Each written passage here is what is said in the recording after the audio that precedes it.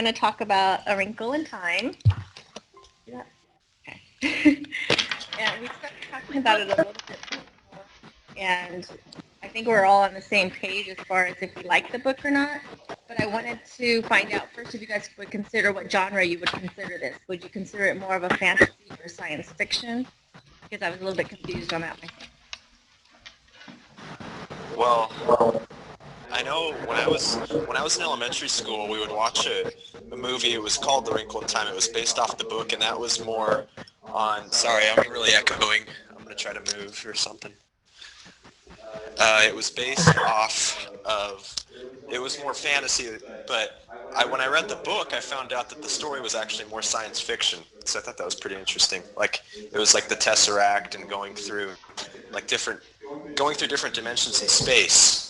That's kind of how I thought of it. Yeah, I think when I first started reading it, I was thinking fantasy, and then when they introduced the Tesseract and things, I thought it turned more science fiction-like.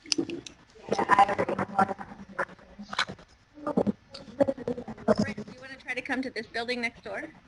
Should I try that? Should I try that? Yeah. It might be something in there, though. I don't know.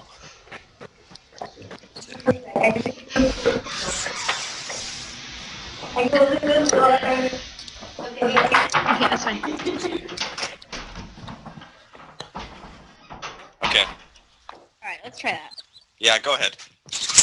What were your guys' overall opinions of the book? Personally, I didn't like it that much. I'm speaking, so I can't hear you guys right now. Straight to the microphone, so I don't get the echo. But in the beginning, I didn't really like it. I just found it really confusing. And throughout the book, I still didn't like it. I told some of you guys earlier that it was like a forced read, and I didn't really have pleasure of reading this book.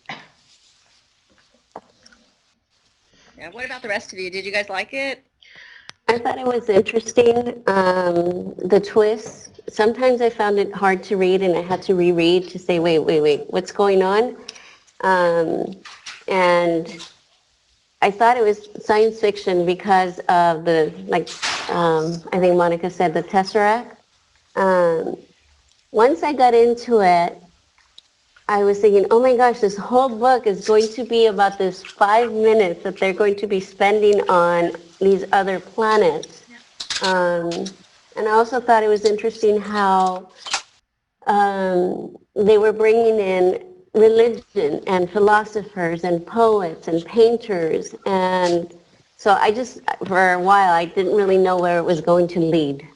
Right, when they were talking about those that have tried to combat the evil. Yes. Throughout the years, they had all these, famous people. That was interesting. I actually liked the book a lot when I started reading it. I thought it was really interesting. I was into it. And then when they started getting into the weirdness of the Tesseract and the traveling through time into other planets, that was kind of the part that I just lost interest. It was a tough read from then on out. Yeah, that was same for me because I really liked the beginning. It was really interesting, and I really wanted to see what happens next.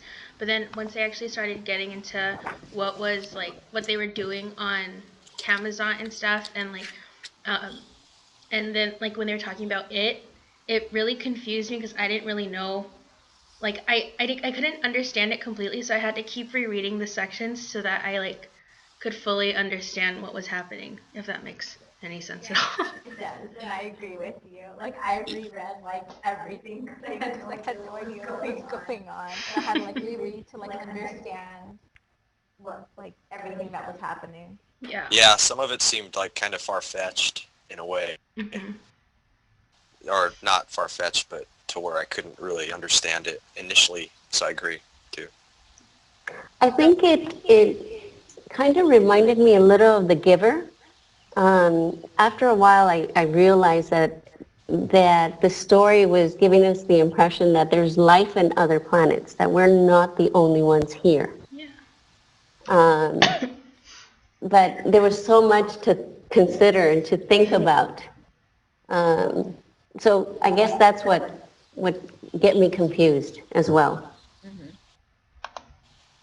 So the fact that this is a challenged book, do you guys have ideas on why you think it's challenged? Is it because of religious reasons, or were there other reasons why it would be a challenged book? Maybe because it just had so many like different ideas that most books don't have, like of all the different planets and all that stuff, and like time traveling, or like not time traveling, but like traveling multiple planets different.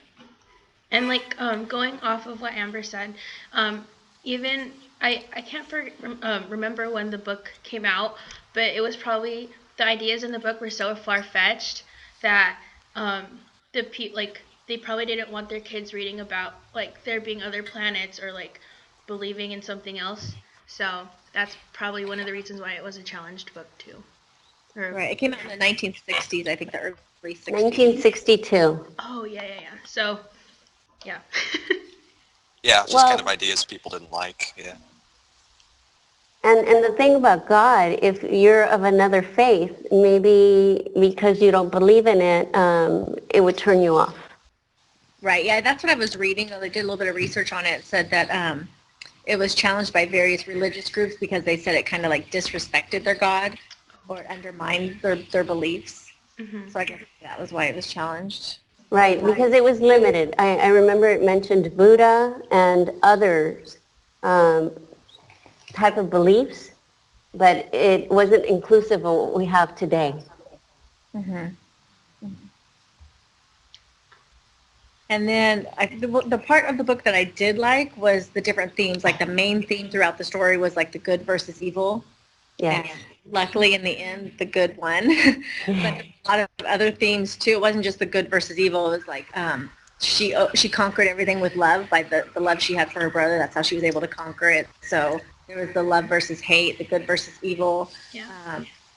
And then also the faith, like not just the religious faith, but like the faith that she had that her dad was going to return when everybody in the town was saying, give up hope. And the faith that I don't know if they're fairy godmothers, those three ladies. The Mrs. Who's It or whatever.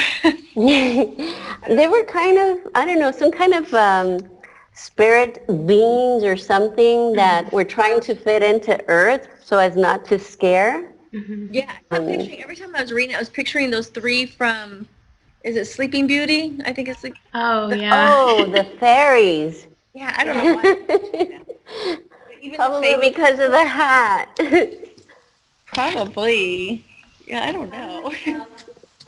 Looking back at the cover and thinking, oh, okay, so here's Meg, and here's Calvin, and here's Charles Wallace, and the cover started making sense. Mm-hmm. And the one who transformed into some sort of a horse too. Right. But in that one kind of utopian city where they were at, where everybody was functioning to the beat of it or the rhythm, that reminded me of The Giver in a way. That's true. Yeah, because it was like a utopian society. Yes. I thought that part was really weird because like they had to like play the exact same rhythm, like they had to bounce the ball at the same time. It was really weird to like read that and then to imagine that actually happening and then the kid getting in trouble for not being able to bounce the ball at the same time. Yeah, I got confused on that part. So he got in trouble, but what was happening? Because it was painful to him when he was bouncing it, when he was being punished. He was being retrained. Was it like electrocuting him or something? Or It was a painful experience so that he would make sure he stayed with rhythm the next time and that they were all conforming. Yeah, so it could have been electrocution. I don't know what it was, but I think it might have been like it because I remember when they were talking about Meg going through the darkness, like it hurt her body physically. So maybe he was like sending like signals. the mind, the Yeah. brain. Mhm. Yeah, like to Something actually like that. physically hurt him to go with the beat of his own thing. So Yeah. yeah. What other themes did you guys recognize throughout the story? Were there any other ones besides the good versus evil, love versus hate? You know, I think the little girl was so hopeful that once her father returned, everything would work out. And she was really, really upset to the point that she was disrespectful, and others were calling it to her attention. Like the one with the tentacles and one of the Mrs. W's called it to her attention, like saying, "You're being rude." But she was so upset. And I think in the end she realized, um, just like us, sometimes, we're let down by others because we think that they're going to do something for us and they can't follow through. And it took her to have to step up to save her brother. Yeah. Anybody? That's what I was thinking. Yeah. What about age group for this book? What would you recommend? If it was, I'm guessing it's challenged, but it's not banned, is my understanding. I So read it if it were to be in a classroom, like what age group do you think you would introduce that in? Older kids. Yeah, definitely not younger grades. Junior high, maybe. Probably middle school, like Yeah. 7th, 8th grade, Yeah. something. I've never read this book in school, so like I've heard of it, but I've never read it before, so this was my first time. I read it Yeah, I in hadn't either. My daughter says she read it in elementary school, but I don't remember that. Wow. I never read it. Yeah, I read the book in 5th grade, but it was like a personal choice too, and I honestly didn't remember anything from it. But now, like actually rereading the story, I wouldn't recommend it for 5th graders just because the ideas are so far out there and it's so much to comprehend. I think like how you guys are saying, it would probably be better to have middle schoolers read it just because they could To probably comprehend. comprehend it better. Yeah. Yeah, could you imagine if we had to reread it over to even understand what it was saying? Could you imagine No. elementary Train. the concept and what's going on? I think that would be pretty difficult. Mhm. Yes. All right, so All anybody in all, I think it was interesting. It was just so full of so many things to consider. Utopian society, life on other planets. We're not the only ones here. A higher being. I The just thought fifth it was dimension. so, yes. So, in the fifth dimension, yes. To be able to, a straight line is no longer the fastest path, but to fold the dimensions. I mean, Oh yeah, the little diagram with the ants walking across. yes, I like how they provided a picture with that. 'Cause Yes. It made it so much easier to understand, like the little ant. I think I just saw that page too. I like went past it. Yeah, because without that diagram, I really didn't get that. That's true. yeah. I learned a little bit about multiple dimensions in physics, and so I kind of knew what they were talking about, and I really appreciated the diagrams anyhow. But yeah, and the idea of it, the idea of multiple dimensions, the idea of string theory, the idea of traveling this way, it's a lot. It is. Like I said, I really liked the book in the beginning, like the first, I don't know, half of it before it got to the Tesseract and all that. I really liked it, so I'm curious to know if this author's other books are the same style, or like is it more of the style of the end of the book or more of the style of the beginning of the book? Because if it's the beginning of the book, I want to read more of her, but if it's like the end of the book, I don't think I'm going to read any Now, more. I have a question. Why did the Tesseract turn you off? The idea of it. Well, I'm just a huge science fiction or fantasy person.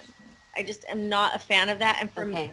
I want a book that's enjoyable, just face value. I can just enjoy reading it, but I Yeah. don't really like. This sounds really shallow, but I don't like having to think so hard when I'm reading it. I thought it was weird how it would blend. It would kind of like put all that dimension stuff in, then it would blend like themes that would be in typically in children's books, like faith and all that kind of stuff, and then it was putting like Wrinkle in Time, like through traveling through dimensions in space. I just thought it was kind of the two weren't really connectable to me. And I think it's kind of difficult as well, like reading it, because I've never like read a science fiction book, but I have seen movies, like superhero movies and stuff like that, because I know the Tesseract, they talk about that in like the Avengers or something, and it's easy to comprehend when it's a movie because you're seeing everything that's going on, but since I'm reading, like, I have to reread it and understand, like, okay, this is actually, like, this is what's going on. It's not really being told to me. I have to figure out what's, like, happening. So that's why it was a little more difficult. And like how Judy said, she doesn't want to, like, think when she's, like, reading. She wants to be more, like, enjoyable. That's, like, I agree with that part, too. Have you guys read any of her other books? No. No. I wondered though if they're similar. Yeah. As complex. I Right. guess that's the word for me, complex. It was a basket full of complex ideas, and it required deep thought and rereading. That's true. Maybe that's why it's a challenge book or part of. I don't know. Yeah, that's cool. But yeah. All right.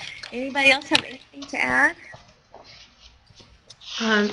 Just really quick, it just came up to me right now. I feel like this book would be a really great comic book for some reason, just because if they would, like, if someone was able to make pictures with the story, it would be a lot more understandable and, like, the reader wouldn't be as lost, you know?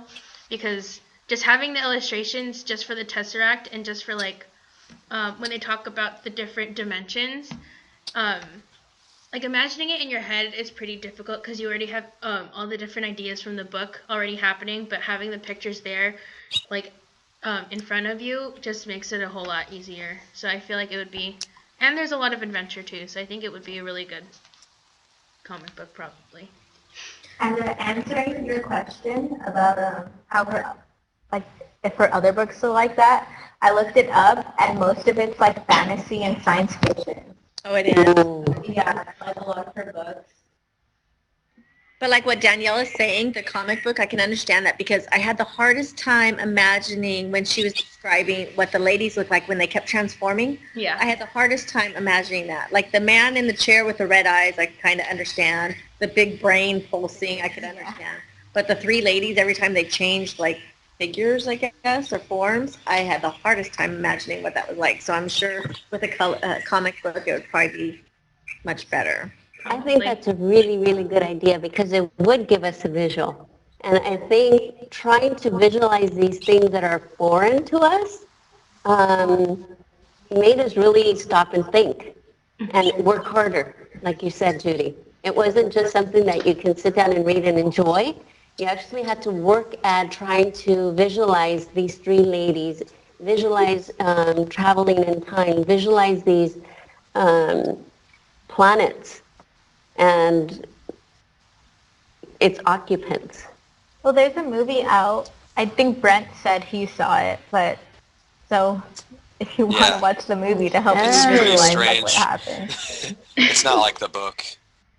Or Oh. it's similar. I mean, it's similar to the book, and it tries to be like it, but I mean, it was a long time ago, so I don't really remember it that well. But the book was better, in my opinion. Yeah, I think overall it was interesting. Yeah. It was interesting.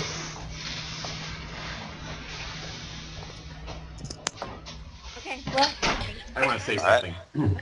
The book was challenged as recently as 1990 by a school district in Alabama who didn't like the fact that they used the word Jesus with other philosophers' names and that in that.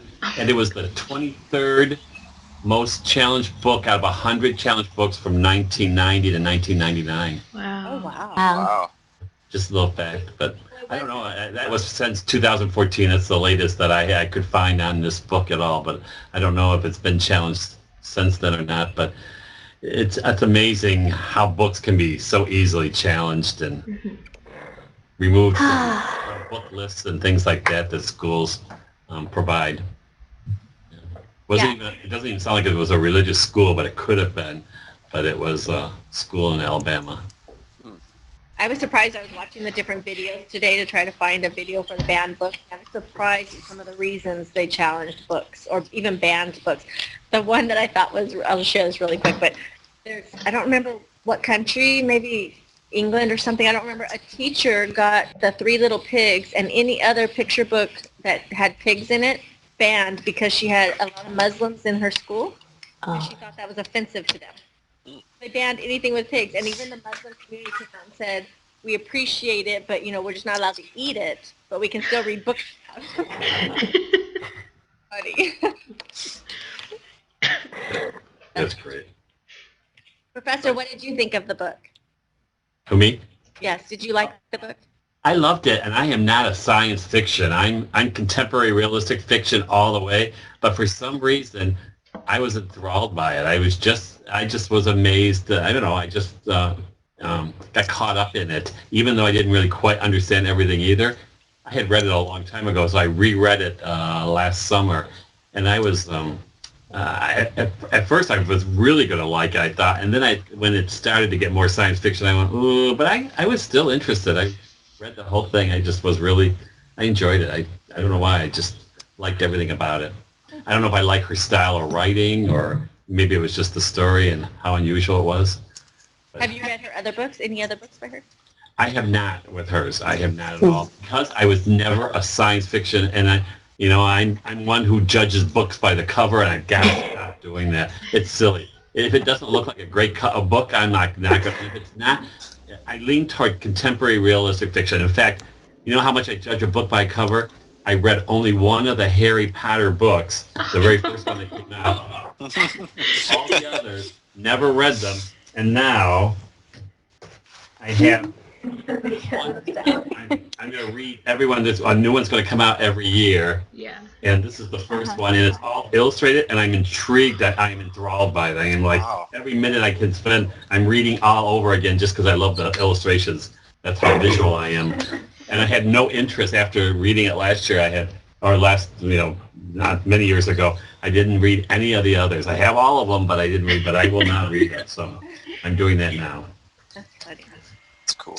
And you know what, that made me think too. If there were more illustrations in this book, it might have been better. Not even a comic book style, just more illustrations. I think Yeah. maybe I would. Yeah. Yeah. I agree. I'm a real visual learner, so I love the illustrations when I see them in books. I mean, I can visualize, but I love because I like then to compare my visualization compared to what's the illustration in the book. See how close I am or how different I am. Right. Okay, well, I think that's it. Good discussion. Alrighty. Good job. Thanks, everybody. Thank you. Thank you. Bye. Bye-bye.